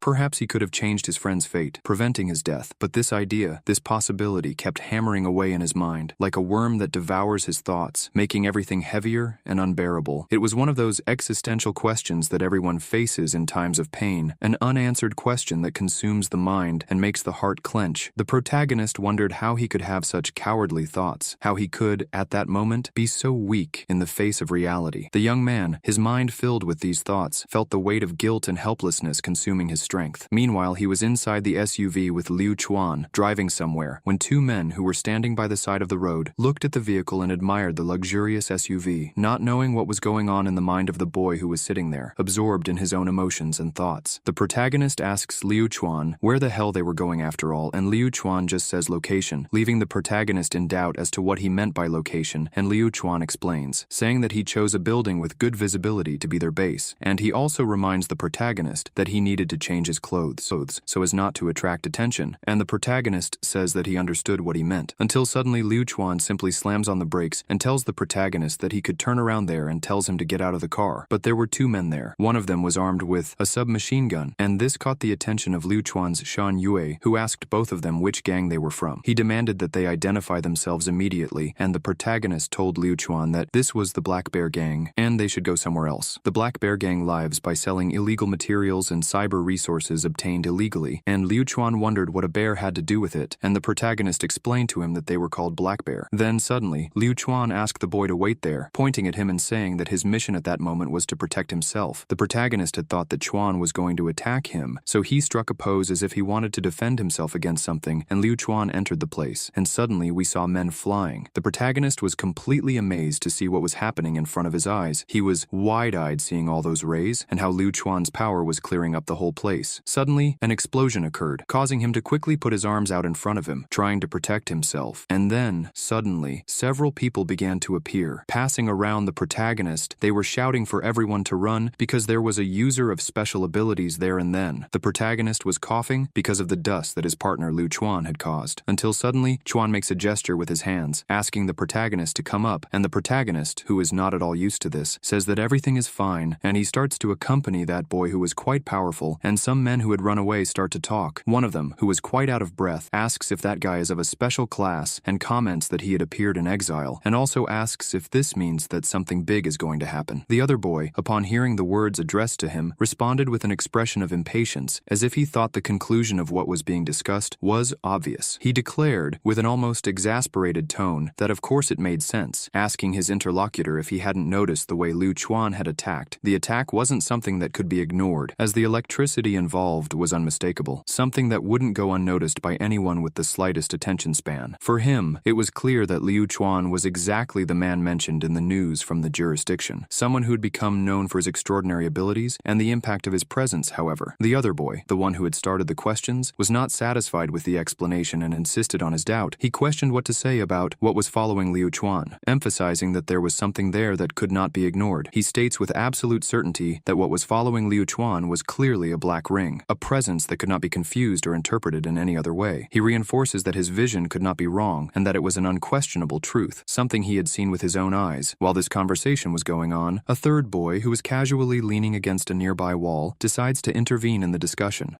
He commented that he had never seen anything like it, an old man with special abilities associating with someone of such an apparently low level. It was strange, even incomprehensible, as if the pieces of the puzzle didn't fit together correctly. The boy's statement introduced a new perspective to the conversation, leaving the other two even more intrigued by the situation. One of them then decides that it would be better to take the matter to someone with more authority. He suggests that they speak directly to the boss about a possible strategy to deal with it. The situation seemed to call for a more elaborate plan, something that needed careful analysis and a response to match. Meanwhile, the scene changes abruptly, transporting the narrative to a completely different location, the jurisdiction, specifically a place known as the Club of the Undead. In this dark and mysterious environment, a flatbed truck parked on the site seemed to be the center of attention. Suddenly, a girl emerged from inside the truck. She was visibly restrained, with devices attached to her ankles and wrists, completely limiting her movements. Her countenance was tense, as if every step she took was fraught with apprehension and fear. Her eyes quickly caught something strange in the surroundings. A boy was lying on the ground, while the wall behind him was completely destroyed, as if he had been thrown with brutal force against it. The girl, overcome by a mixture of curiosity and nervousness, crouches down next to the fallen boy. Slowly, she reaches out and places her hands on his head. As soon as her hands come into contact with the boy's, a light begins to emanate, illuminating the surroundings in an intense and mysterious way. He wanted to know what she had seen in relation to the attack that had taken place. With a shaky voice and a face marked by nervousness, the girl replied that she had seen a man with purple hair and incredibly rare special abilities related to lightning. She also added that, at the time the man fled, he had taken with him a young man wearing a black ring. The man, intrigued by the mention of the black ring, asked in more detail what she meant by that. The girl, already in a state of extreme nervousness, begins to break out in a cold sweat, yet she reaffirms that she could not be mistaken and that she was absolutely sure of what she had seen. Her words make it clear that this information was something significant, something that could not be ignored. The man, realizing her state, tries to reassure her, saying that everything was fine and that she could be taken back to the laboratory. He instructs one of the subordinates to escort the girl, ensuring that she is safely removed from the place. However, as she was being led away, something caught the girl's attention and she immediately went into a state of alert, her eyes widening abruptly, as if she had seen something that deeply terrified her. The man who was escorting her noticed her hesitation and reprimanded her, ordering her to keep moving and not to keep stalling. The girl, her voice low and full of nervousness, apologized and tried to obey. Even so, the tension in her movements was visible, as if something inside her was screaming at her to pay attention to what she had seen. Meanwhile, the man in the overcoat, who seemed to be coordinating the actions on the spot, turned to another subordinate and made a statement that completely changed the tone of the conversation. He said that the young master of the Liu family was undoubtedly declaring war on the 8 great families. His words were laden with seriousness, as if he were revealing a fact that would change the course of events. One of the boys nearby, intrigued, asked what had happened to the young man wearing the black ring, the one who had been taken by Liu Chuan. The white-haired man, who was also present, answered directly and objectively, saying that he didn't know. The tension in the atmosphere was palpable, as if everyone there knew that they were on the threshold of something much bigger, something that could change not only the power dynamics between the families, but also the very fate of everyone involved, and he was worried that those worthless people might be planning something about it. The man asked the white-haired man if he meant Wu Yue's people. Then, the scene suddenly changed. The energy was very negative and dense. Shan Yue was walking. He saw his friend's prosthesis and heard a cry for help. It was his friend's cry. Ah Chun was shouting Shan Yue's name and asking him to save him. And then Shan Yue started to run around desperately, hearing Liu Chuan's voice calling him useless in a very dark way, also saying that he's useless and that he let his friend die. And then he woke up completely in shock, wide-eyed, thinking it was a dream, until Liu Chuan asks if the protagonist protagonist has finally woken up, and Shan Yue doesn't understand anything, as there's no audio on the television. So he asks Liu Chuan if he's watching television on mute, and Liu Chuan asks him if it's not obvious enough. And then he presses the volume button on the television remote control so that the audio starts to come out. The news anchor woman says that the investigation into the attack by the special abilities users in the arena is still ongoing, and she says that now everyone would see the situation on the ground. And Shan Yue looks at the window, seeing the lights of the buildings on. He comments that it got dark so quickly, and he wonders how long he had slept. At this, Liu Chuan says that it doesn't matter at all, and says that he could do with a bit more sleep, as he won't have much chance of sleeping well afterwards anyway. And then the protagonist sighs after hearing him say this, and then asks Liu Chuan if the people chasing him are going to arrive soon, at which Liu Chuan comments that he wouldn't know, and it could be in the next second, it could be in a day or two, and asks if the protagonist is afraid, after all, at which point the protagonist thinks about the fact of his fear. And then the protagonist thinks that living in exile, he never expected to live there for long, and he's only fighting for tomorrow, and he never expects the day after tomorrow. And then he remembers well that he simply had to be careful when moving around, because once he was beaten up by a group of people, and then one of them asked Shan Yue if he knew that the territory was his, and he said that if he was going to die, he should die somewhere else, without dirtying his ground. The protagonist thinks that wanting to live is frightening, and at the same time greedy, and he remembers the moments he spent with his friend Ah-chun, thinking that there is a catch, because there is always something a little good that makes you want to stay alive, and he sits there staring into nothingness, thinking for a while. And Liu Chuan, watching him like that, asks what happened and throws the TV remote control at the protagonist's head. The protagonist, with a serious expression, looked at Liu Chuan, and in a tone of voice that reflected both curiosity and concern, commented that he knew very well that Liu Chuan was incredibly strong. However, he had a doubt that he couldn't ignore. He asked directly what they would do if, by chance, many enemies appeared at the same time. His concern was clear. He didn't want in any way to be a burden to Liu Chuan, who already had so much to deal with, and to make matters worse, he didn't feel at all good about the loss of his faithful friend, and even more so, knowing that his death was due to his identity being exposed, even though he didn't want it to be. The protagonist's insecurity was totally understandable, as if he was facing an internal conflict about his role in the journey they were both on. When asked this question, Liu Chuan couldn't help but laugh, as if he found Shan Yue's concern funny. He shook his head, and with a slightly ironic tone, asked the protagonist who had told him that he was alone in that situation. The answer left Shan Yue completely confused. He couldn't understand the meaning of Liu Chuan's words at that moment, and this was evident in his perplexed expression. It was as if there was something being said there that was far beyond what he could understand at that moment. While the protagonist was trying to digest those words, his eyes caught a curious detail. A smartphone was next to Liu Chuan, the screen showing the map of a GPS with several locations marked. Noticing Shan Yue's curious look, Liu Chuan began to explain what that meant. He said that, in exile, there are more than 20 gangs, some large and some smaller, but all extremely influential. He explained that in that chaotic world, most bad people end up joining a gang to ensure their survival. Working for these criminal organizations offers them at least minimal living conditions that would be impossible to achieve otherwise. Among the many gangs that dominate the exile, Liu Chuan highlights 3 that are particularly powerful, both in strength and influence. He mentions first the Black Bear Gang, commanded by Qin Tiang, which is known for trading materials and managing illegal cyber resources. This gang had such a well-established network that it was impossible to ignore its presence. Then he talks about the Silver Fox Gang, which specialized in protection deals and secret manipulations. This gang, he explains, is booming, extending its influence beyond the exile and even reaching the jurisdiction. Lastly, Liu Chuan mentions the Cannibal Gang, whose name already sends shivers down the spine, as the name suggests. All the members of this gang are known for feeding on human flesh. They are feared throughout the exile, being considered the most cruel and inhumane of all. Liu Chuan continues, explaining that each gang has its own beliefs and operating styles, which makes them unique in the way they act. He mentions, for example, the Small Cross Gang, which follows a very different path from the others. This gang preaches unity among the exiles and fights for a peaceful world, seeking to protect those who are oppressed by beings with special abilities. Despite being small and not as powerful as the others, the Cross Gang stands out for its unique and altruistic ideology. At this point, the narrative jumps back to the protagonist's memories, where he sees Ah-chun, his old friend, asking him to clean something up. As it could still be useful, it was a simple scene, but loaded with meaning. Shan Yue also remembers Shay Yun, who was shaking and complaining of tiredness, asking for a moment to rest and regain his strength. Shan Yue and Ah-chun, in their teenage years, were a rare duo in exile, as they had never joined any gangs. Instead, the two relied on each other to survive in that hostile environment, facing all the challenges that arose together, without depending on anyone else.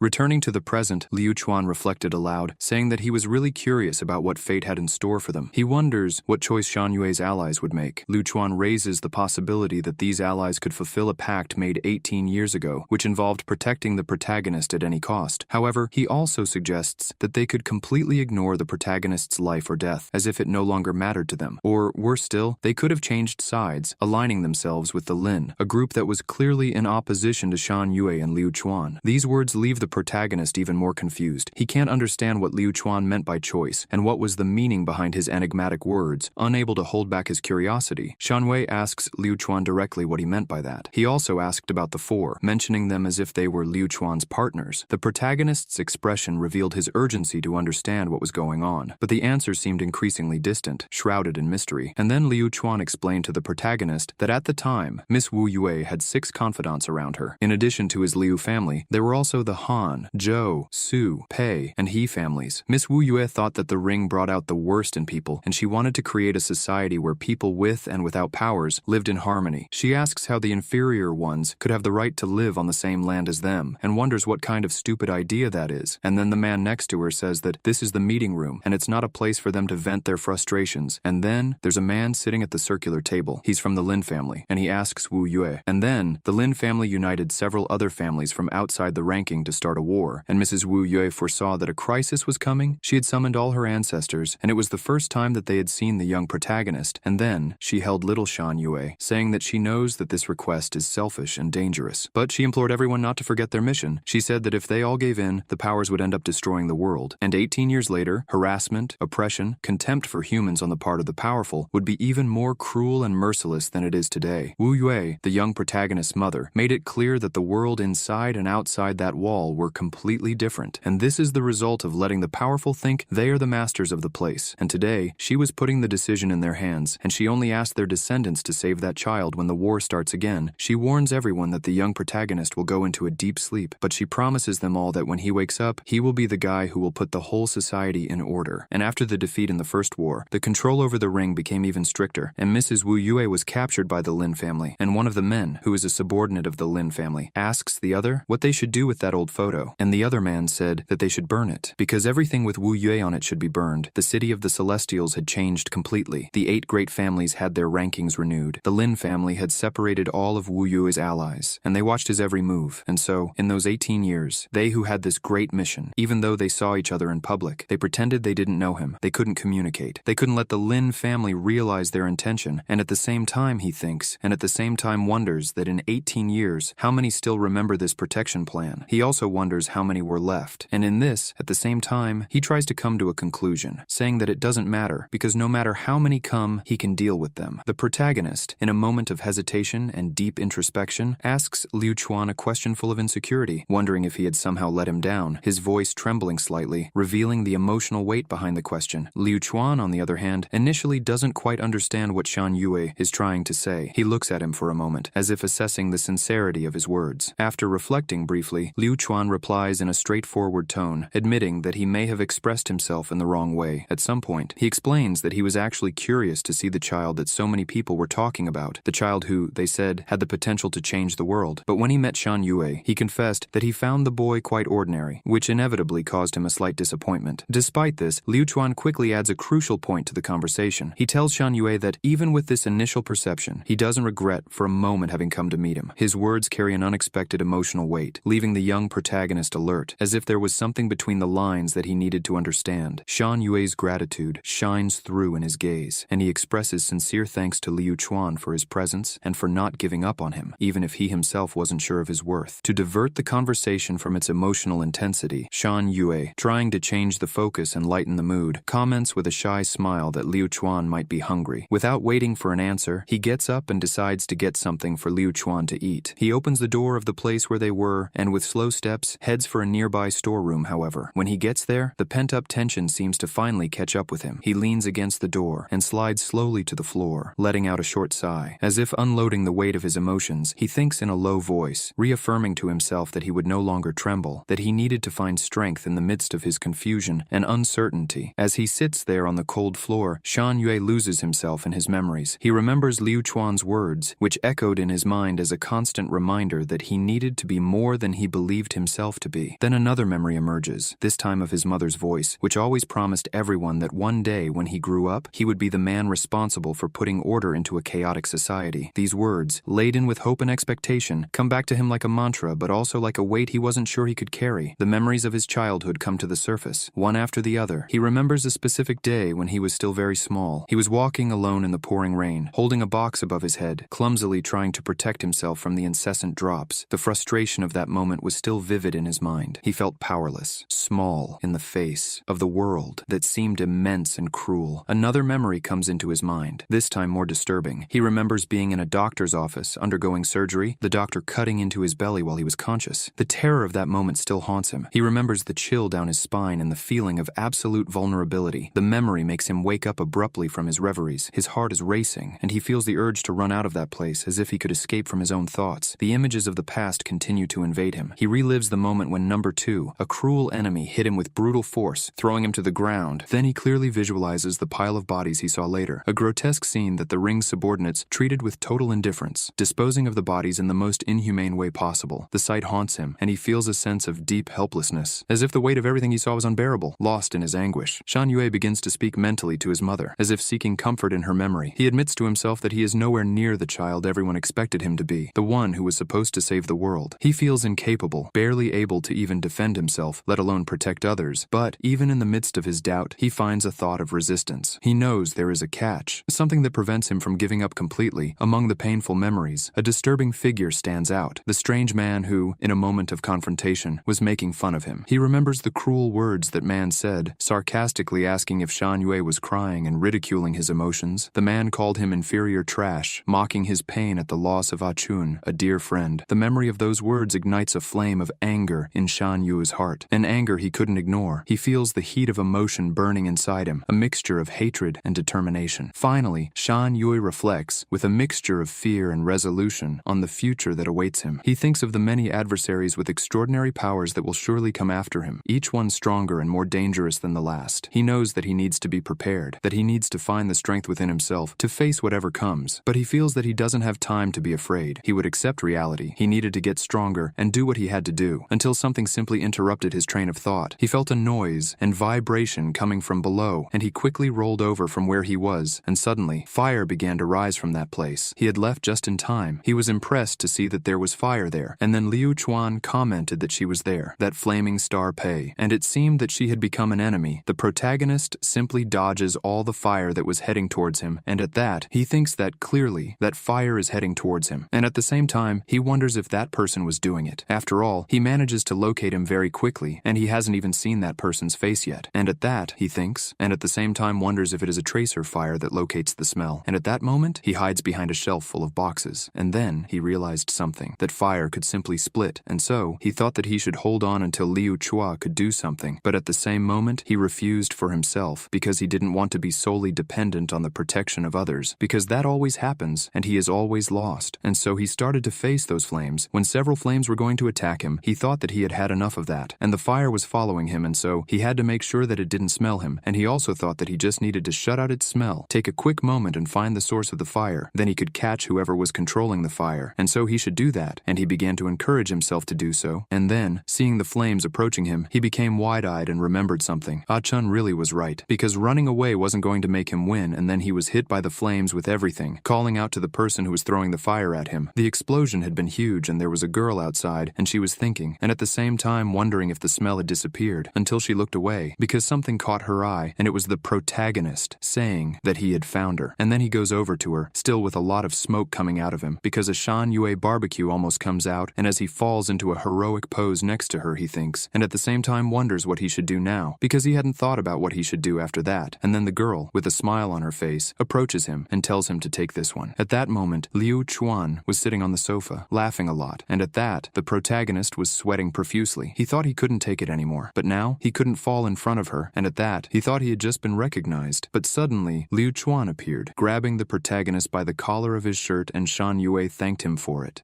And then Liu Chuan says to Pei that they're going to talk, and she says that she could clearly do that to him. And then the protagonist is lying on the sofa, and Pei says that super senses, in the end, only react faster. And as the son of Mrs. Wu Yue, he has inherited a very useless ability, and she continues, making a completely ironic comment that the future for all of them is really full of hope, and then she goes home. And then Liu Chuan, having heard her say that, thinks that Pei has a very sharp tongue, and then he says that he doesn't think so, and that he managed to hide his scent just as the fire was about to engulf him. And soon after that, he had found her exact location, and he goes on to say that not thought everyone would be so bold, and Pei, who was sitting on the sofa as if she were a monk, says that it was because she had taken it easy on the protagonist. She also comments that Liu Chuan has a very high opinion of him, and asks if anything had happened before, at which point Liu Chuan comments that he does have some interesting things, leaving Pei completely curious, asking what it was, and at which point he comments to the woman that it's been 16 years since they've seen each other and she seems to have trained a lot, and the red-eyed woman replies that that's exactly what it is, and at which point she starts laughing, saying that anyone with a scar on their face couldn't talk about it, at which point Liu has no answer. And then she goes on to say that the day is almost dawn, and she doesn't know if the next person to arrive will be a friend or an enemy, and then Liu says that it's better that he doesn't have a dirty mouth, and the woman wishes him luck with that, and then the night is gone, and the morning arrives, and the scene changes to the city of the Celestials. In the meeting room of the 8 great families, there was a bird outside on the branch of a tree, and 2 men in overcoats were talking, one of them commenting that the meeting room had been unused for years, and today it had been reopened, so it must be something big for this to happen. At this, the other boy replies that he still misses the time when Lady Wu Yue was in charge, and that room was so imposing, only the best of the families could come, and those who are coming now are a bunch of monsters who think they represent the 8 great families. And at this, the other man tells the boy that these ghosts are also powerful, and he should be careful of the walls they hear. They were known as ghosts, those assigned by the 8 great families to investigate the whereabouts of Wu Yue's descendants, also deal with incidents caused by special abilities. And at this, a woman all bandaged up and looking bizarre comments that she wanted to rip the tongue out of anyone who talks too much. And at this, another person, hooded and also bandaged up, asks if that's what she thinks then, and she says that he's annoying, and she never said that. Then, in the meeting room, someone says that they're going to get back to the point. They show Liu Chuan's picture on the left side of a large panel, and young Shan Yue's picture on the right side of the panel, and one of the men asks if everyone knows Liu Chan, and also says that the test results were a scandal, and in terms of power, Liu Chuan is the only one close to the divine level, and he doesn't want to face him. At this, the woman says that they should send a half-breed, they'd keep them just for that anyway, and at this, she continues, saying that it's a pity because she wanted to know what the son of the deity tastes like, and at this, they realize that they have more problems, because besides Liu Chuan there's still Pei, leaving everyone in a state of alert, seeing her photo on the panel, and then one of the bandaged men orders them to send someone to capture Shan Yue. He wants the protagonist alive, and Pei, if she resists, they could kill her. And then the other bandaged man asks about the other 3 families, Wu Yue's allies. They haven't done anything so far, and the bandaged man says that the weapons master, Su Yue, has been missing for more than 10 years, and he left no descendants, so the Su family is no threat, and among the descendants of the Han family, there's a prodigy called Han Shu, but he's always ill and can't fight. As for Zhou Si, after the war, the Zhou family sent him to a temple and cut ties with him, and he thinks that Zhou is the most dangerous, and the bandaged man tells them to warn them that if they keep quiet, they'll leave them alone, but if they try to help Liu Chuan, they were going to be killed, all of them. And at that, one of the bandaged women feels something that catches her attention. She looks back and sees a bird flying. That bird simply makes a brief journey and reaches Zhou. He tells him everything in the boy's ear, and he says, "That's it then. The descendants of the Liu family have already met with Shan Yue, and the blazing star has also arrived." And at that moment, the bird begins to flap its wings, and at that, Zhou tells the bird that he can go, because he will manage by himself, and at that moment, a bandaged man was using a skill to be in that place, spying on Zhou. Then, in the Su family, one of the bandages simply appeared inside the house. Then, in the hospital, where Han Shu was, one of the bandages made several claws appear from behind his back. Liu Chuan and Pei were going to look at the window, because there was something going on outside, and they were going to take a look, and the protagonist, completely worried, gets up and goes quickly to where the 2 of them are, and he asks Liu Chuan if it's the enemy. And Liu Chuan comments that he doesn't even come close to that, so he rests his elbow on the window and thinks that those guys from the exile are always so arrogant, and at the same time he wonders if they think that with half a dozen people, they're going to take over his territory. There were 6 men outside, and one of them was holding a megaphone, asking everyone up there, who was the protagonist, Pei and Liu Chuan, asking what they thought of them sitting down and talking, and at that, the protagonist was surprised, wide-eyed, to see that it was Qin Tian. And then, the protagonist was sticking his face in the window, and Liu Chuan, obviously seeing this, stuck his hand in his face, making him move away from the window. And then, he asked those men below what they meant by talking, and also said that he had nothing to talk to them about. And then the protagonist kept trying to talk, but couldn't, because of Liu Chuan's hand in his face, and then, Qin Tian, with a smile on his face, replies to Liu Chuan, saying that he doesn't want to talk to him, but to the boy with pink hair, referring to the young protagonist, he says that it's a conversation between the 2 of them, about the black ring, and the protagonist looks doubtful. And then Pei and Liu are leaning against the wall, and Pei asks Liu Chuan if he could stop looking disappointed. And then Liu asks her if she can see, and she says it's quite obvious. And then Liu Chuan, with a gigantic oppressive energy, tells Pei that he feels like fighting and he wonders where the real enemies are. He wants them to come soon and beat the crap out of everyone. And then Pei doesn't say a word occurred to him, thinking that someone should take care of him. And at that moment, the protagonist was sitting on a small sofa, while Qintiang was sitting opposite him, and told the boy that he didn't think they would see each other so soon, again, and said that when he heard that the building had been invaded by an exile, he knew right away that it was Shan Yue.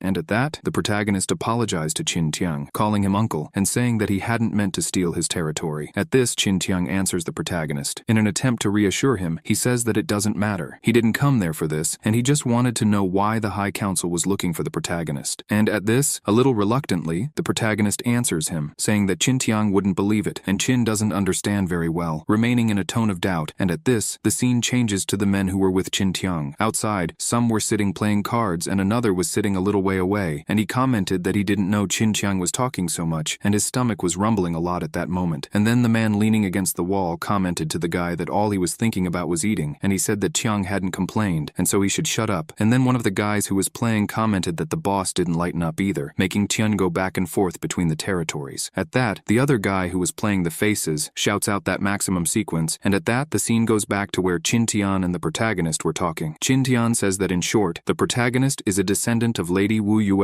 and is going to face all the powerful people in the city of the Celestials, and he asks if then his only allies are those two outside, referring to Liu Chuan and Pei, and the protagonist answers the big uncle, saying that's exactly what they are. And then he wonders how Qin Tian knows his mother, since he didn't even mention her name. And then Qin asks if when the protagonist went to the tournament, it was the first time he had come out of exile, and he explains that in the other districts, everyone knows her name. But in recent years, the name of the young protagonist's mother had become taboo. No one could mention it anywhere, and he is surprised by the young protagonist's sincerity, as they have only seen each other once. And he says that he could very well get out of there and give away his location to whoever wanted to catch him. And then he asks if the young protagonist isn't afraid, at which point Shan Yue answers the big uncle, saying that he wouldn't do that because his instinct tells him that the big uncle is trustworthy, and he adds that, despite his face, his instinct is always right, and Qin Tiang just agrees with the young protagonist. At the same time, he thinks that in just 2 days, the look on that boy's face has changed a lot, and then Qin Tiang tells him that in return for the honesty Shan Yue had given him, he had a clue about his mother, leaving the protagonist surprised, wide-eyed. He wonders what it's like that the big uncle had a clue about his mother, and Qin explains it properly. 20 years ago, he went to a district to help build a building. The location and purpose were secret, and there were some men in a boxcar. Qin explains that until they got there, it was forbidden to remove the blindfold, and as time went by, he realized that they were building a prison, and he remembers well carrying planks and others for the construction, and he saw some cracks in the place, and told the boy that it was a prison for a single person, and there was a man in a red overcoat, saying that it had to end soon. And Qin Tian just listens to the voices. The man in the red overcoat says that it's the prison of a deity, and then one of the subordinates tells the workers that they should all keep their heads down and not look, and then Qin Tiang says that he thinks his mother is in that prison right now, and also, this is just a guess, but if it's true, his mother is still alive. Then the scene changes to the Su family, where one of the bandaged men was there, and he thinks that he doesn't feel any sign of life there, and it seems that he could leave, until he hears a noise that leaves him in a state of doubt. He realizes that there is a weak energy in that room, looking towards him, and then he crosses the gate, and in this, he sees a boy connected to some wires and starts laughing, wondering if this is really serious, and wonders if they hadn't said that the Su family had no more descendants, and he wonders who is that person who was there, until suddenly, the eyes opened. They were differentiated eyes in a pink color, and then, the bandaged man wondered if he had woken that person up, and then, that person's vision was simply robotic, seeing that hooded bandaged man and detecting that it was an unknown person, and then, 20% of the data was updated, and then, the hooded man commented that he didn't have a circle, and even they didn't know he existed, and he asks who the hell he is, and asks what that person's relationship is with Su Yue. And at that, he doesn't get any answer, and then, he asks if that robot or something was deaf, and it says it was talking to him, and at that, in the robot's vision, 70% of the data was up to date, until the data becomes 100% up to date, and at that, the bandaged man doesn't understand anything that's going on. And then, the hooded man is taken by surprise. The creature speaks his name, which is Chen Yan, leaving him wide-eyed and in complete despair. He asks how that creature knew his name and then shouts, demanding answers, and then, he quickly moves to the creature's back, but to no avail, because the creature raises its hand and suddenly launches a skill that causes a huge flash on the spot, and in that, he was hit with everything, but he uses his skill to leave the place, while the robot simply breaks free from the connections. At the same time, Chen Yan thinks that this isn't possible, and that shockwave is the ability of the late Luo Xingguang, and he wonders how the descendant of the Su family can have an ability like that. Something is wrong, and this is different from the information they have. He tries to get up and thinks that he needs to warn the others to be on the alert. The remnants of Wu Yue are not easy at all, until suddenly, that creature uses a skill called Mist, leaving Chen Yan with doubts at that moment. moment, he didn't understand anything that was happening there. And then, he became wide-eyed after all. Desperation hit him due to the fact that he couldn't see anything. And suddenly, that mysterious creature simply appeared, grabbing his back, and then, the creature launched an ability that ended up obliterating Chen Yan. Then the scene changes completely to where Joe was standing, with one of the bandaged men also standing there. The bandaged man, with a smile on his face, tells Joe to go to hell, launching a skill towards him, which looked more like water bubbles, and at that, Joe simply stretches out his hand and stops the attack, turning the bandaged man's attack into several water birds, and at that, the water birds start to fall apart, wetting Joe, and he tells the bandaged man that it's his fault for coming there. And the bandaged man doesn't understand, wondering what the hell he's talking about and thinking at the same time, wondering if he had neutralized his attack with such ease, and then, he throws a sheath with everything that comes spinning out, and then, he goes towards the hooded man trying to hit him, and he manages to hit him, taking advantage of the fact that he had succeeded. He gives another blow to the hooded man, and then, he doesn't stop giving a sequence of blows to that hooded man. He had caught a lot in Joe's hand. And then, with a kick, the white-haired man simply lifts the hooded man into the air and then strikes him another blow, sending him flying very high, and quickly, he picks up the scabbard he had thrown, and then he quickly takes the sword out of the scabbard, hitting the hooded man with everything. And at that, the bandaged man with his mouth leaking a little blood asks what this skill is, and then Joe says that against the weak, he doesn't use skills. The scene changes to a temple where there was a gigantic Buddha, several monks were sitting on the floor, and everyone was open-mouthed, worshipping. Pure water reflects everything. It's always there in the face. But if life is pure like water, the individual won't see the shadow of the real body, and at that moment, Joe only felt the blood of that bandaged man splashing on his body, so he took out his blade and stood thinking, while the water flowed down the waterfall. Meanwhile, the other bandaged man was behind Han, who was on a hospital gurney. The gloomy atmosphere seemed almost tangible when the twisted branches, seeming to grow directly from the mysterious hooded man's back, swayed slightly with his movements. These branches, which more closely resembled grotesque claws made of wood, emanated a disturbing, almost supernatural aura. With frightening precision, one of these claws closed on Han Shu's arm, who was lying motionless and apparently powerless to react. The hooded man, with a tone of contempt in his hoarse voice, spoke to himself, as if to convince both of them that everything was under control. For him, Han Shu was nothing more than an undead with no energy, someone who posed no threat whatsoever. While holding the boy's arm, he let his fingers trail down to the golden ring Han Shu was wearing, an artifact that clearly had some special meaning. With an almost reverent touch, he remarked casually, but with a tone of veiled threat, that Han should remain lying down and offer no resistance, since in his view Han was special. Then the hooded man began to use the sharp wooden claws that emerged from his branches to cut the boy's arm. The blood, bright and viscous, began to drip slowly, dripping on the ground in an almost rhythmic way, like a macabre soundtrack to that grotesque scene. As the blood flowed, the hooded man seemed to enter a kind of ecstasy, as if he were absorbing or sucking in something more than just Han Shu's vital fluid. He laughed, a disturbing sound that echoed through the place, as if he were overcome by an insane joy. Between laughs, he commented to himself about how unique that special strength Han possessed really was. He seemed nostalgic, mentioning that he missed something similar, although he didn't make it clear what exactly. It was then that an unexpected noise broke the mood of apparent control. The sound caught the attention of the hooded man, who suddenly stopped what he was doing, and with a tone of doubt mixed with irritation, turned in the direction he was coming from. Standing there was a young woman with hair as golden as the sun and bright green eyes, but completely filled with fury, her expression brimming with indignation and determination. The hooded man, however, just looked at her with disdain and replied insolently, saying that he didn't want to, and that she couldn't do anything about it. Before he could finish speaking, she, with quick and precise movements, grabbed one of the branches that emerged from his back and threw it forcefully away, throwing it out of the place. Then the girl ran to her brother, kneeling next to him, trying to assess his condition. The desperation in her eyes was evident, but before she could do anything, one of the hooded man's branches returned to the scene, moving as if it had a will of its own. The branch hit her violently, throwing her against the wall with a brutal impact. The pain exploded in her arm, which began to bleed profusely. She tried to resist the moan that rose in her throat, but the pain was too intense.